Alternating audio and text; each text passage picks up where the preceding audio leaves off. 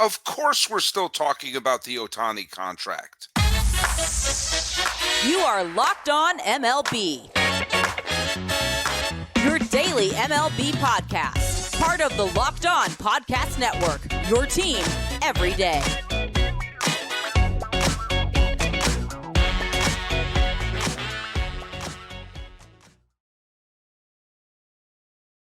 Hello, baseball fans. Welcome to Locked On MLB, part of the Locked On Podcast Network, where it's your team every day. This is the daily podcast. We talk about all of Major League Baseball, and I'm your host, Paul Francis Sullivan. Please call me Sully.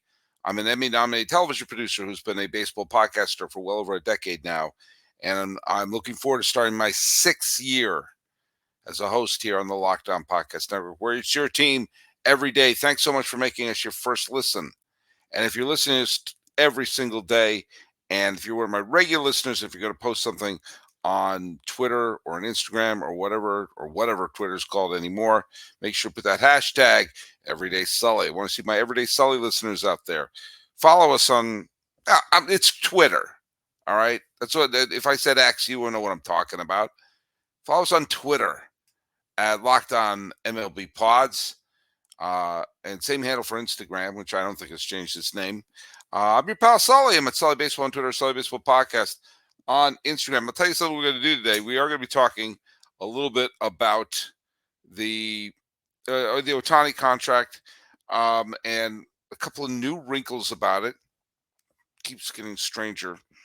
And I'm also going to be reading a lot of your comments that have been posted on YouTube, posted on Twitter, posted on Instagram.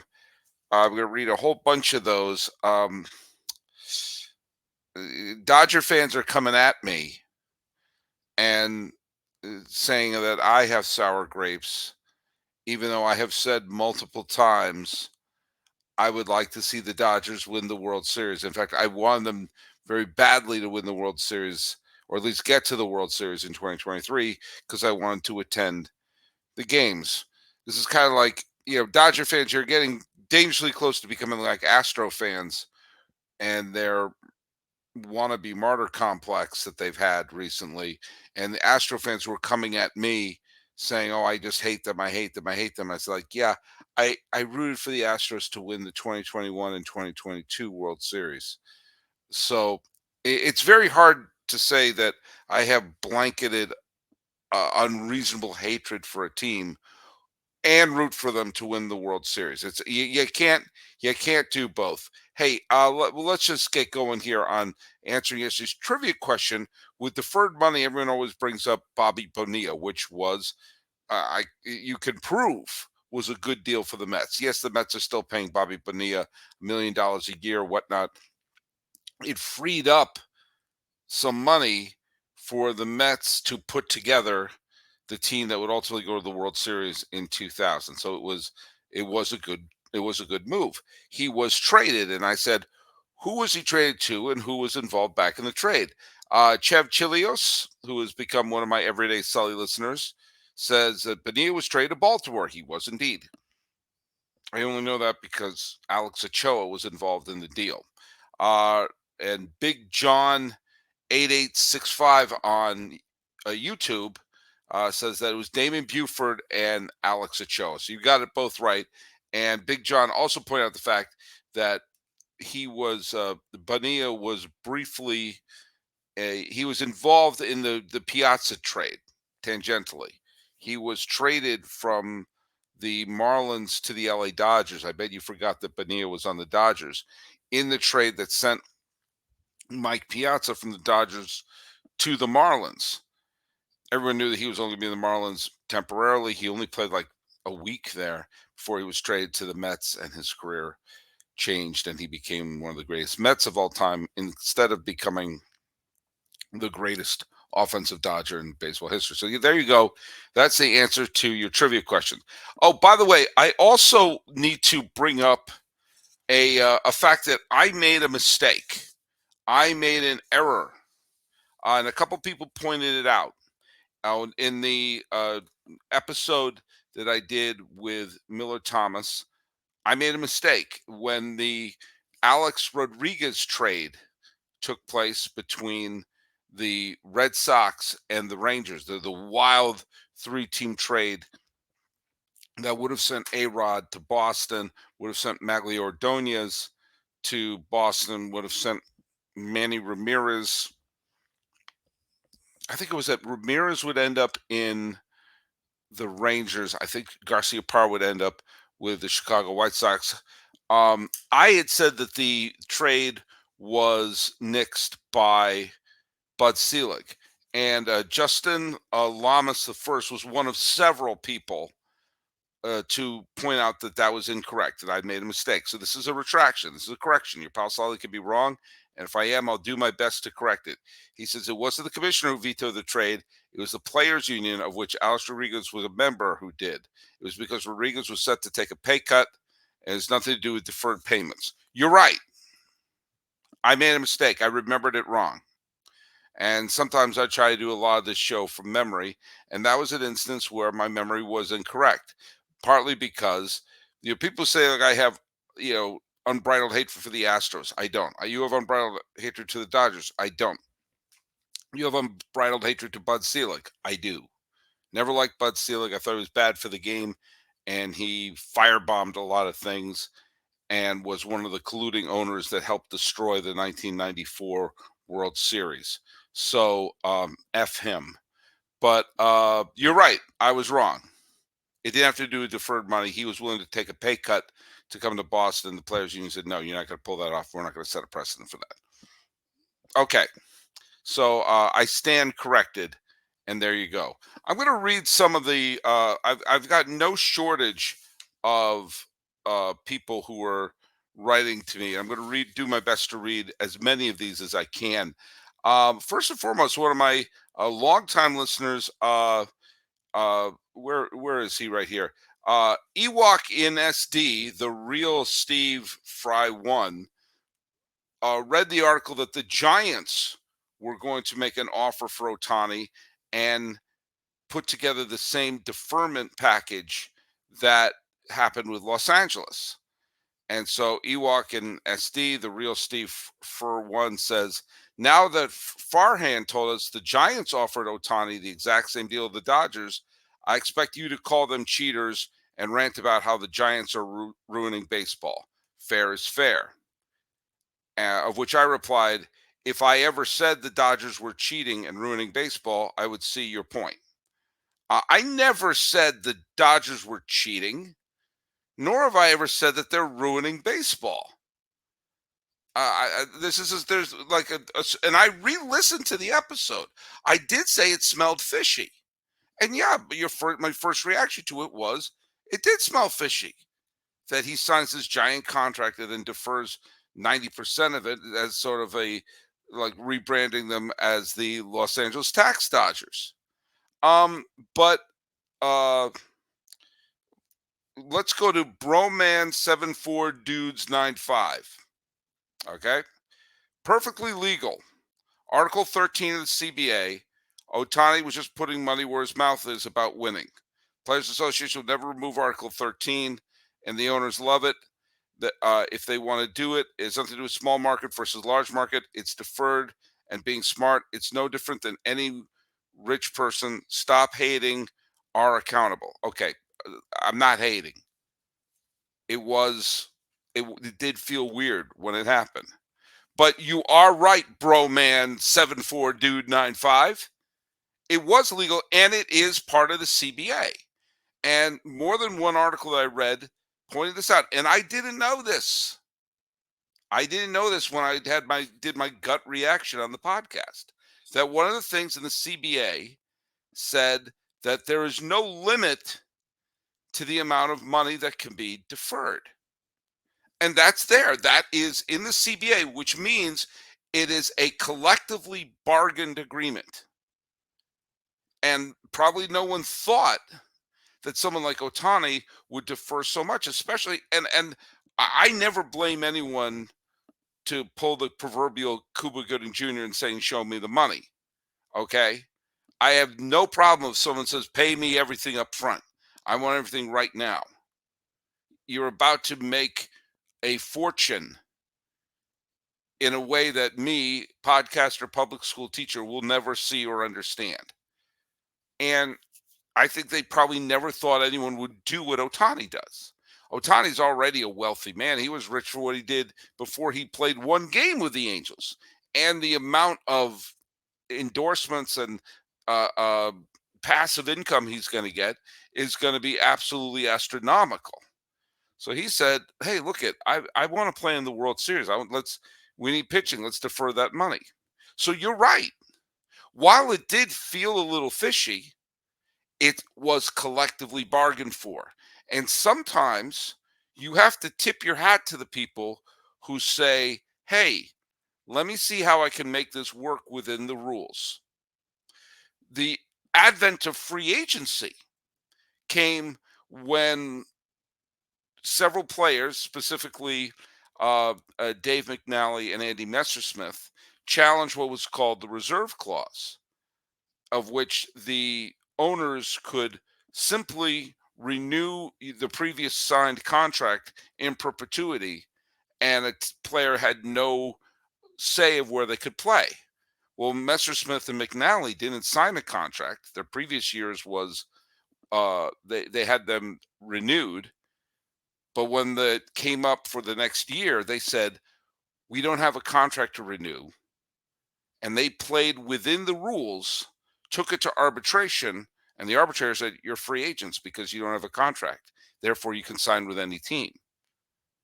Playing within the rules and doing something that other people don't expect worked for Messersmith and McNally back in the 1970s, and apparently is going to work for the LA Dodgers and Shohei Ohtani. So you're right, it is legal, and it was part of the collective bargaining agreement. And probably no one thought, no one thought this was going to work out. Victor Garcia LG2DR said other teams don't do it because other players aren't getting the endorsement deals like Otani is. Absolutely right. So while my initial response, as I had on the show, was of a sense of, it felt strange. You know what? Sometimes it's strange. And I may not like the rule. I may not think that it's within the spirit of putting a competitive team on the field and adhering to the luxury tax. It's within the collective bargain agreement. And what I have to do is tip your hat to Otani and tip your hat to the Dodgers for being creative about it.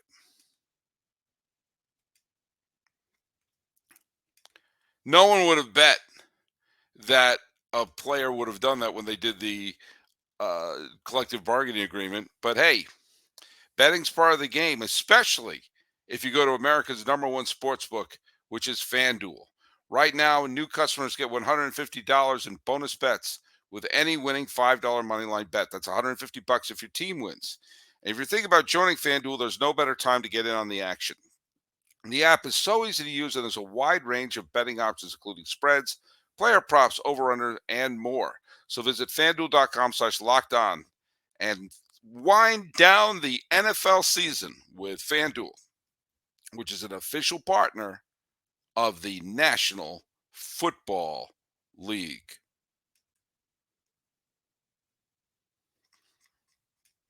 Hey, quick reminder, Locked On is starting the first ever national sports 24/7 streaming channel on YouTube.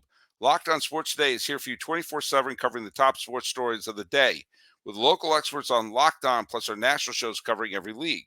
Go to Locked On Sports Today on YouTube and subscribe to the first ever national sports 24/7 streaming channel. A lot of the stuff I got, people saying that Millard was just being salty, and everyone needs to stop saying this is cheating or a loophole. That's what Target TFX wrote. Yeah. I mean, it might be a loophole. It might be a loophole, but it's certainly one that's been collectively bargained for. So and he reminded me that it was not the commissioner that stopped the A-Rod, but was the Players Association. Okay. More than one person said it, and some other people are saying that I hate the Dodgers. My dad hated the Dodgers. My dad is a diehard Giant fan. And I have said that the Giants are my favorite National League team, but I don't have the same Giant Dodger hatred the same way as a Red Sox fan I have towards the Yankees. It's not the same because I live in Pasadena. I want to go to the World Series. There you go. Uh, but guess what, folks? Sorry, I'm scratching my nose. I have a little bit of an itch. You're going to have to deal with that. The contract got a little weirder. I didn't think it could get any stranger, but this is according to Beth Harris and Ronald Blum of the Associated Press. And I'm just going to read part of Steve Adams's article as shown on MLB Trade Rumors that uh, Shohei Ohtani has a conditional opt out to controlling owner Mark Walter and president of baseball operations Andrew Friedman. If either one of them skip town, Otani can opt out. It's tough to believe anyone would want to opt out of this contract, but I'll tell you, I think it just took a little pressure off Andrew Friedman. It's kind of like the scene in Hoosiers when the star player that everyone loved, was it Jimmy Chitwood? Was that his name? I'm sorry, some people like Hoosiers more than me, but that he said that he would come back to playing only if Gene Hackman stayed as the coach. So I guess that Andrew Friedman is going to be the president of baseball operations in perpetuity, as long as Shohei Ohtani is in town. So good for him on that. I've never seen something like that where you're tied so directly to one person on the front office. So yeah, it's strange, but there you go. I was listening to Verducci was a guest on the Rich Eisen show, and this is why I listened to him, and that was a big source of that interview that he did on Rich Eisen. Tom Verducci did on Rich Eisen became kind of my go-to of trying to understand what was happening here. I admit there are times when something happens, you want to rush to get a podcast episode on. But there's also time to take a step back and reflect. So I jumped on. I got my first reactions. I got all the hosts of the lockdown shows. When I heard about the deferred money, I did a show about that too. But now that I've learned a little more about it and seen some of the facts about it, hey, they're doing it by the rules. Now, how this affects the luxury tax, I'm not 100% sure. But as I said on the other show, yes, the big wealthy teams need to pay the luxury tax. But the teams accepting money from the luxury tax, I said, should be audited to show that they're using that money towards improving their team. To me, the bad guys are never going to be, the bad guys in baseball front offices are never, for me, never going to be the teams that spend money. It will always be the teams that are cheapskates, are the villains in my eyes. The Dodgers are trying to win. That's why I'm never going to trash what the Mets or the Padres did. They tried to win. Did it work? No. I think the Mets did the smart thing to take two steps back. I think them not getting into some of these big free agent moves is smart. I do think the Mets taking two steps back could rebuild and do very well. But it is part of the strategy. However, Verducci mentioned something, and it is true. He mentioned that doing this and being able to find the ways of using the deferring money and all this other stuff could make it so only a handful of teams could be bidding on these free agents. And he brought up that it puts, in terms of the financial power, teams like the Dodgers, the Mets, and the Yankees are on a different plane than everybody else. But when he said that, something dawned on me. And I talked about this as I was going back and forth with a bunch of Dodger fans who thought Millard was being too salty and acting like he was too big for his britches by reminding everyone that it was the Diamondbacks and not the Dodgers in the World Series. I reminded everyone what happens during the regular season is fun, and it's what a team owes their fan base, a fun summer. But what's remembered is what happens in October. And he rattled off the Dodgers, the Yankees, and the Mets. In the last 20 years, those teams have combined for 2 World Series titles. Since 2010, there have been more World Series played in Kansas City than there have been in New York.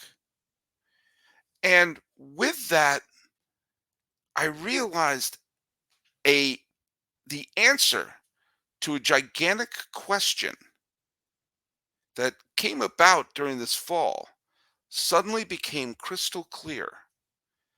And I began to think about a line that Michael Corleone said in Godfather Part 2.